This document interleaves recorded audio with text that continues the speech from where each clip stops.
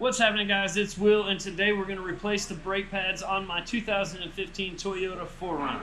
Now, I'll be using a lift because I'm lucky enough to be at 𝐼𝐴 Do-It-Yourself Auto Repair Facility here in Columbia, South Carolina. But if you don't have a lift, all the same steps still apply. This is a very easy piece of maintenance to perform on your vehicle. I encourage each and every one of you to do it yourself rather than taking it somewhere to do it. If you have a place like 𝐼𝐴 Do-It-Yourself Auto Repair Facility in your area, definitely call up, as it makes the job a whole lot easier. Let's go ahead and get started. First thing you're going to need is a 22mm deep well socket for your lug nuts here.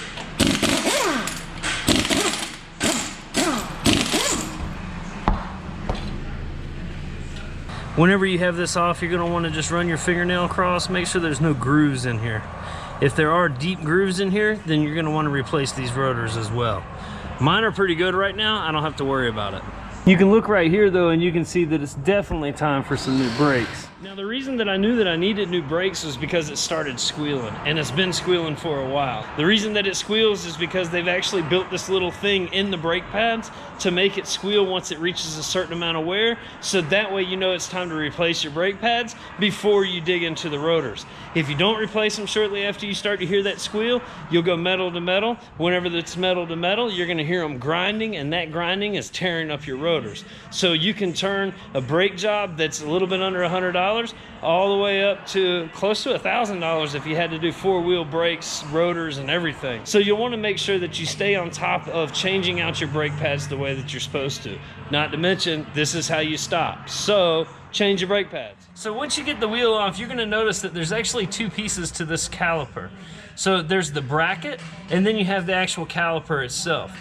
All we need to take off in this instance is just the caliper itself, because that's what we need to take off to slide the rear brake pads out of the bracket here. If we were replacing the rotors, we would need to take off the bracket too, but since we can keep our rotors, all we have to worry about taking off is this caliper. So the bolts to take off just the caliper is going to be this bolt and this bolt. The bolts to take off the bracket and the caliper are going to be this bolt, and this bolt would take the bracket off. This right here is going to be a 17, so grab your 17 and go ahead and get it off.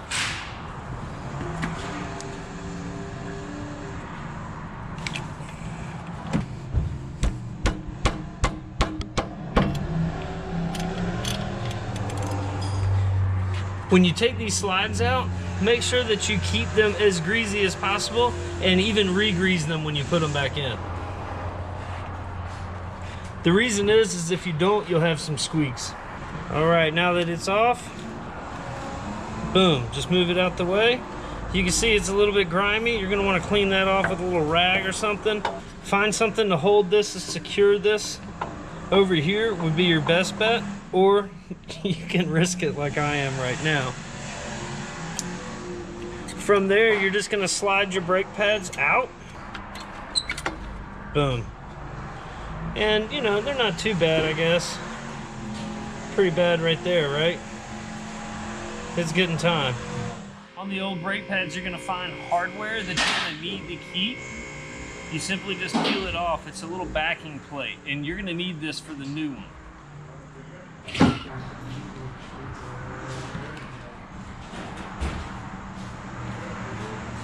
Pretty simple stuff there. Once you get these back plates cleaned off, then go ahead and put you a little bit of grease on there. They don't make any noise.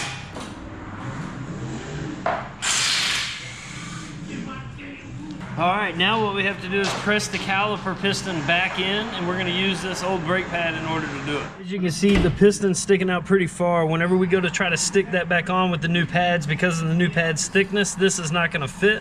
So what we're going to do is we're going to put our old brake pad there. We're going to grab some channel locks, and we're going to slowly press this in. Make sure that you take your brake fluid reservoir cap off prior to doing this. Now all you have to do is simply slide these guys in.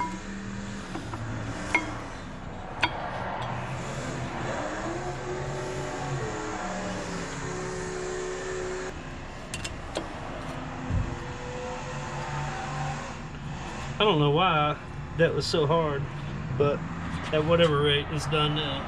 And now it's just a matter of putting your caliper back in there. Get your little dust boots, so that way they're not all pinched up. See these little guys? You don't want them to be pinched up. Yep, there you go. Put those guys in there, and you're ready to rock and roll.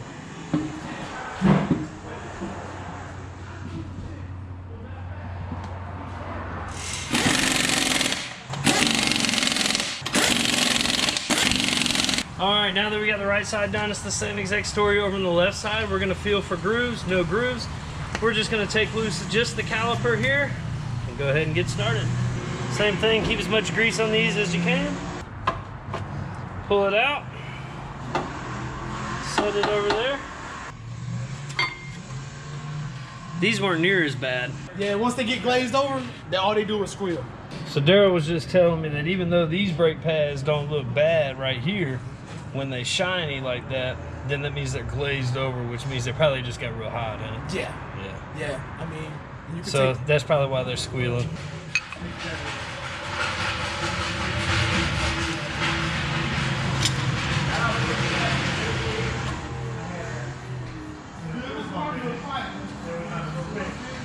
All right, then we're gonna do the same thing. Put our brake pad there. Just go ahead and squeeze it as much as we can, all the way down.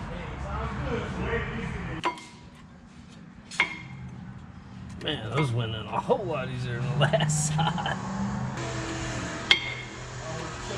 Boom, just like that. Bam! These little dust caps are prone to fly off. If you do lose one, make sure you catch it. You need those.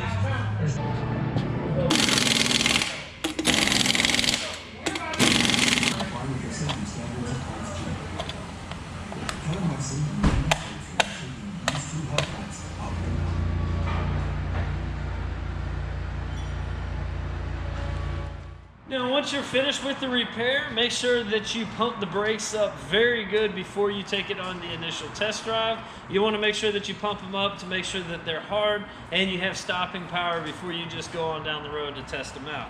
Also, there's a proper process that's recommended in order to seat your brakes. You can look this up online. Everybody has their own personal preference.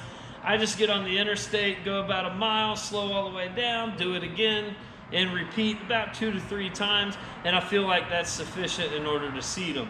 All right, so that's it on changing out the rear brake pads for the 5th gen Toyota 4Runner as well as the 4th gen Toyota 4Runner. I hope that you found this video useful, and if you did, make sure that you hit that like button.